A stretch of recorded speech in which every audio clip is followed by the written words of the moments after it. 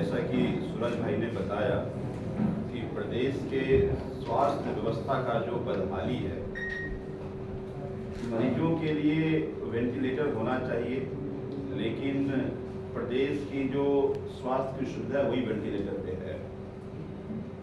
हालांकि आए दिन आप सब लोगों ने भी स्वास्थ्य की बदहाली के बारे में मुद्दे को उठाते रहे। दुर्भाग्य है कि सूबे के मुख्यमंत्री को प्रदेश के स्वास्थ्य की जो खस्ता हाल है उसके तरफ ध्यान नहीं है। मुझे ये लगता है कई बार कि छत्तीसगढ़ की स्वास्थ्य व्यवस्था स्वास्थ्य मंत्री और मुख्यमंत्री के आपस के बीच के जो राजनीतिक प्रतिद्वंद्विता है उसका शिकार होके रह गया। कुछ दिन पहले हमने सुना था कि स्वास्थ्य मंत्री मेडिकल टूर पे गए थे और उन्होंने कहा था कि वहाँ विदेशों का स्वास्थ्य सुविधा को देखकर हम इम्प्लीमेंट करेंगे। वो गए थे, वो देख कर आए, ये तो सच्चाई है, पर इम्प्लीमेंट क्यों नहीं हो पाया? क्या स्वास्थ्य मंत्री की बात मुख्यमंत्री नहीं सुन रहे हैं? क्या मुख्यमंत्री जी को किस तरह की इनसिक्योरिटी है स्वास्थ्य मंत्री से? या दो ही बातें हो सकती हैं, या तो स्वास्थ्य मंत्री काम नहीं कर पाते, उनको स्वास्थ्य मंत्री नहीं रहना चाहिए, मुख्यमंत्री को निकाल देना चाहिए, और नहीं तो यहाँ के स्वास्थ्य व्यवस्था का जो खास्ता हाल है उससे यहाँ की जनता को उससे निजात दिलानी चाहिए। देखिए, मैं एक बस्तर के किसी गांव का मैं एक विजुअल देख रहा था, हमारे साथियों ने भेजा था। पेड़ पे स्लाइन लटका हुआ है और पेड़ पे स्लाइन लटका करके लोगों को इलाज कराया जा रहा है। एक तरफ देश में दिल्ली और पंजाब में आम आदमी पार्टी की सरकार है। दिल्ली की स्वास्थ्य व्यवस्था, दिल्ली में जो स्वास्थ्य व्यवस्था में जो क्रांति आई उसकी चर्चा दिल्ली में, दिल्ली के बाहर, देश से बाहर भी लोग कर रहे हैं। हमने दिल्ली में मोहल्ला क्लिनिक खोला। दिल्ली में मोहल्ला क्लिनिक के जरिए अगर आप बीमार होकर मोहल्ला क्लिनिक जाते हैं तो पहले 262 तरह के जो प्राइमरी टेस्ट है वो मोहल्ला क्लिनिक में ही मिल जाता है, क्योंकि मोहल्ला क्लिनिक में एक एमबीबीएस डॉक्टर बैठता है, एक फार्मासिस्ट बैठता है, एक लैब टेक्नीशियन बैठता है। तो प्राइमरी जितने भी टेस्ट हैं वो वही हो जाते हैं। और अगर बड़े टेस्ट कराना है, सीटी स्कैन कराना है, उससे परेशान होकर जो उनको चुना था उससे जनता को राहत मिले। हमारे बीच में हमारे डॉक्टर चिकित्सा विंग के प्रदेश अध्यक्ष हमारे डॉक्टर विक्रांत केशरिया जी हैं, पूरा डिटेल आपको बताएंगे कि किस किस तरह से हॉस्पिटल की बदहाली है, किस किस तरह से मरीज परेशान हो रहे हैं। डॉक्टर साहब। प्रिय मित्रों, सबको नमस्कार। हम हमेशा सुनते आए हैं हेल्थ इज वेल्थ।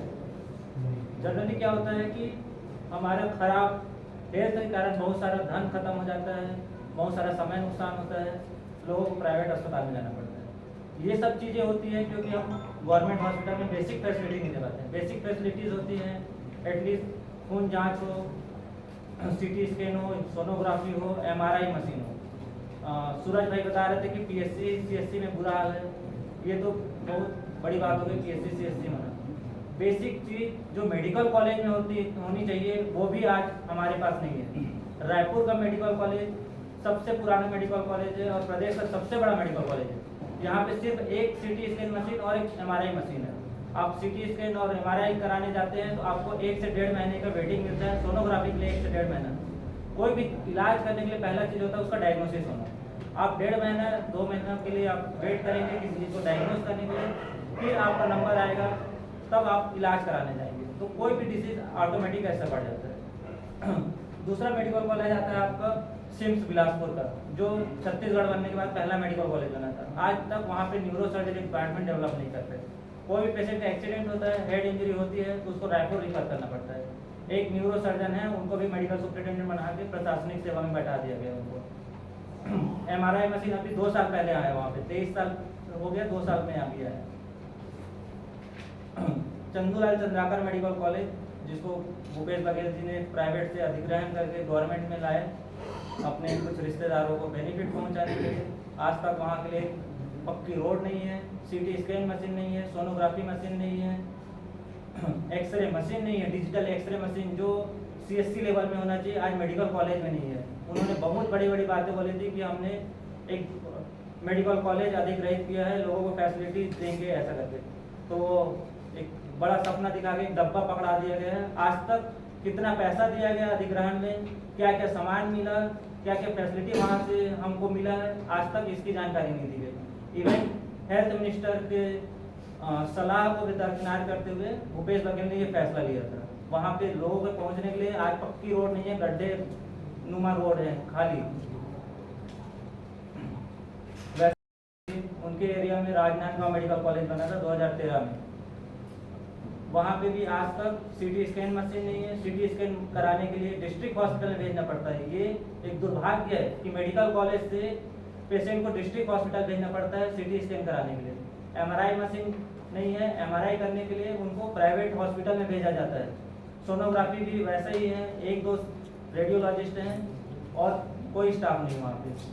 तो ये मुख्यमंत्री के एरिया है, बाकी सब एरिया का तो आप समझ ही सकते हैं। धड़ल्ले से वो मेडिकल कॉलेज खोल रहे हैं, सिर्फ कागजों पे काम चल रही है, हेल्थ वाइज कहीं पे उनमें कोई प्रोग्रेस नहीं है, ना तो लोगों को बेनिफिट हो रहा है।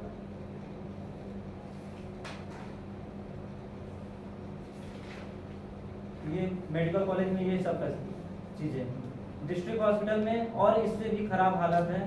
डिस्ट्रिक्ट हॉस्पिटल में ब्लड बैंक नहीं है, जो कि किसी भी हॉस्पिटल किसी भी ऑपरेशन के लिए हमको ब्लड बैंक की ज़रूरत होती है।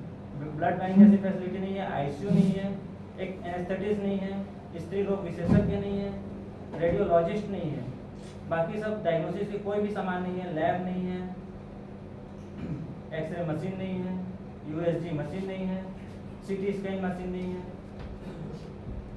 तो आजकल भूपेश बघेल जी को एक बहुत अच्छा शौक हो गया है कि वो जहाँ जाते हैं एक नया डिस्ट्रिक्ट बना देंगे, कागजों में डिस्ट्रिक्ट बना देते हैं, लेकिन डिस्ट्रिक्ट के लेवल के लिए जो फैसिलिटीज़ मिलना चाहिए वो कभी नहीं हो रहा है।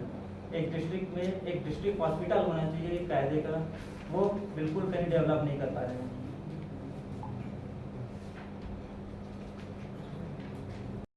प्रदेश में एकमात्र super speciality hospital DKS Dau Kalyan Singh का जो हॉस्पिटल है, उसमें पुनीत गुप्ता जी ने इतना घोटाले के, कांग्रेस ने इस सब चीज़ों को बहुत उठाया था शुरू में, पर इस पर कभी आज तक एक्शन नहीं हुआ।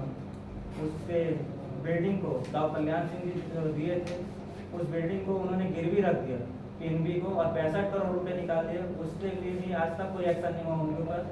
आज वो आज़ाद हैं और ये रमन सिंह और भूपेश बघेल के भी सेटिंग से ही हो पा रहा है। जो शुरू से होता आ रहा है आज तक, कांग्रेस और बीजेपी में सेटिंग चलता है, बस उसका ही नतीजा है, मिल बांट के वो लोग खा रहे हैं आपस में, तो और पूरा हेल्थ सिस्टम को चरमरा के रखती है। तो निश्चित यही कहना है कि जो हालात हैं, देखिए इससे गंभीर बात और क्या हो सकती है कि जैसा ये कह रहे हैं कि बीजेपी के कार्यकाल में रमन सिंह जी मुख्यमंत्री थे, उनके रिश्तेदार अगर किसी सरकारी अस्पताल को गिरवी रख करके अगर पैसे खा जाएं तो समझ सकते हैं कि वो व्यक्ति कितना चक्रवाला चाहता है। तो मुझे ये लगता है कि अब ऐसे में छत्तीसगढ़ की जनता का ये अधिकार है कि उनको मूलभूत सुविधाएं मिले, स्वास्थ्य की सुविधाएं मिले, जिस तरह से दिल्ली में लोगों को मिल रहा है, जैसे पंजाब में लोगों को मिल रहा है। पंजाब में अभी 1 साल के गवर्नेंस में हमने अभी तक 700 मोहल्ला क्लिनिक खोल चुके हैं, सरकारी अस्पताल को रिनोवेट किया जा रहा है। मुझे लगता है कि अब इस समय आ गया है कि छत्तीसगढ़ की जनता अपने अधिकारों की लड़ाई लड़े, या तो मुख्यमंत्री सारी सुविधाएं प्रदान करे, अन्यथा अब नवंबर में चुनाव है, जनता उनको दो जवाब।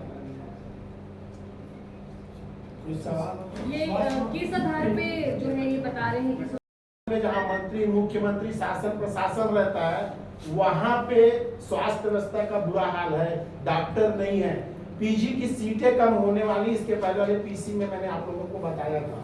तो आप समझ सकते हैं कि छत्तीसगढ़ में बाकी अस्पतालों की क्या स्थिति होगी। छत्तीसगढ़ के अंदर पीएससी के जितने सेंटर है, पब्लिक हेल्थ सिस्टम जो है वो बंद हो चुके हैं। कम्युनिटी हेल्थ सेंटर जो होता है, सामुदायिक स्वास्थ्य केंद्र, वो बंद हो चुके हैं। इनकी महतारी एक्सप्रेस का आप लगातार पेपर में पढ़ रहे हैं, इनकी संजीवनी जो एम्बुलेंस थी उसकी स्थिति देख रहे हैं। तो छत्तीसगढ़ के अंदर 23 सालों बाद भी दंतेवाड़ा में अगर कोई एक्सीडेंट होता है तो उसका इलाज दंतेवाड़ा में संभव नहीं हो पाया है, उसका इलाज रायपुर आके सरकारी अस्पताल में भी नहीं हो पाता है, रामकृष्ण और MMI में जैसे में होता है। उसके पीछे जबरदस्त आर्थिक भ्रष्टाचार है ताकि वहां पे फर्जी बिल बने और सरकार और मंत्री उससे पैसा कमा सके। मैं आगे के लिए आदरणीय प्रदेश प्रभारी संजीव झा जी को आमंत्रित करता हूँ। विंग के हमारे प्रदेश के अध्यक्ष हैं डॉक्टर साहब ने बताया कि 3 तरह के हॉस्पिटल हैं, primary health centre, district hospital और आपके स्टेट के हॉस्पिटल। प्राइमरी हेल्थ सेंटर में तो कोई सुविधा नहीं है, डिस्ट्रिक्ट हॉस्पिटल में भी बेसिक टेस्ट सेंटर नहीं है, और जितने स्टेट के हॉस्पिटल्स हैं उसके क्या हालात है, अगर मशीन है तो डॉक्टर नहीं है, डॉक्टर है तो मशीन नहीं है। ये सारी जानकारी, चूंकि ये पेशे से डॉक्टर हैं, इनके पास पेशेंट आते हैं, बताते हैं, जाकर खुद देखा है, बताओ आप तो मीडिया के लोग हैं, इस बात की पुष्टि आप लोगों से बेहतर दूसरा कौन कर सकता है। अभी कल ही स्वास्थ्य मंत्री टी.एस. सिंहदेव ऑस्ट्रेलिया और न्यूजीलैंड दौरे से लौटे हैं, तो उन्होंने वो कहा कि छत्तीसगढ़ में जो स्वास्थ्य सुविधाएं हैं वो ऑस्ट्रेलिया और न्यूजीलैंड से भी बेहतर है। अब ये मैं तो टेक्निकल मामले में भले ही उनसे पीछे है। हाँ, बड़ा इंटरेस्टिंग है। अभी हम लोगों ने भी बताया, आप सब लोगों ने समय समय पर छापते रहे हैं कि प्राइमरी हेल्थ सेंटर कहाँ है, किस तरह की व्यवस्था है। मैंने बताया ही कि मैं जब अंबिकापुर जाता हूँ या बस्तर जाता हूँ, लोग कहते हैं हॉस्पिटल या ट्रांसफर सेंटर है। तो या तो मुझे लगता है स्वास्थ्य मंत्री कोई बदला लेना चाह रहे हैं, या मुझे लगता है कि स्वास्थ्य मंत्री को छत्तीसगढ़ की जानकारी ठीक से नहीं है। एक बात डीकेएस का आप पूछ रहे हैं, आपने सर्वे किया है, डीकेएस में कोई भी जांच आउटसोर्स कर चुके हैं। कोई भी जांच आप सीटी स्कैन करा लो, MRI करा लो, सोनोग्राफी, सबका पेमेंट करना पड़ेगा आपको, ठीक है। तो ये जग जाहिर है। डीके मेकाहारा में कोविड के टाइम में ऑक्सीजन प्लांट लगा, वो आज तक चालू नहीं हो पाया। तो आम आदमी पार्टी बोलने का राजधानी के अंदर ये स्थिति है। डीकेएस में जितने डॉक्टर है सब संविदा पे है, किसी को रेगुलर नहीं किया, तनख्वाह नहीं मिल रही, नौकरी छोड़ छोड़ के जा रहे हैं। तो जो आपका ड्रीम प्रोजेक्ट है डीकेएस, अगर उसकी ये स्थिति है कि वहाँ आउटसोर्सिंग करके आप जांच करवा रहे हैं, वहाँ आउटसोर्सिंग करके आप डॉक्टर ला रहे हैं, अगर आप रेगुलर डॉक्टर की व्यवस्था नहीं कर सकते, जिसकी खुद की नौकरी दांव पे होगी, उसको कल निकाल देंगे, उसको कल तनख्वाह नहीं मिलेगी, वो इलाज कितना ईमानदारी से कर पाएगा ये आप सोच सकते हैं। तो अगर छत्तीसगढ़ के अंदर, राजधानी के अंदर ये स्थिति है, तो दूरस्थ गांव की क्या स्थिति होगी ये आम आदमी पार्टी बताना चाहती है। और सारे PSC और CSC सेंटर बंद हो चुके हैं, गाय वहां गोबर कर रही है, और जिला अस्पतालों में आप शाम को चले जाइए, आपको डॉक्टर नहीं मिलेंगे, लोगों का इलाज नहीं होता है। इसलिए आम आदमी पार्टी बोलती है कि छत्तीसगढ़ के अंदर स्वास्थ्य व्यवस्था का बुरा हाल है, और छत्तीसगढ़िया होने का जो ये ढोंग रच रहे हैं, वाकई में छत्तीसगढ़िया जनता से कोई लेना देना। Thank you. अमर उजाला अब आपके टीवी पर भी। अपने स्मार्ट टीवी पर YouTube पर सर्च करें अमर उजाला, चैनल सब्सक्राइब करें और देखें ताजा खबरें, वो भी HD क्वालिटी में। और हाँ, बेल आइकन दबाना ना भूलें ताकि हर खबर हो आपके घर। अमर उजाला, निष्पक्ष, निर्भीक, निरंतर।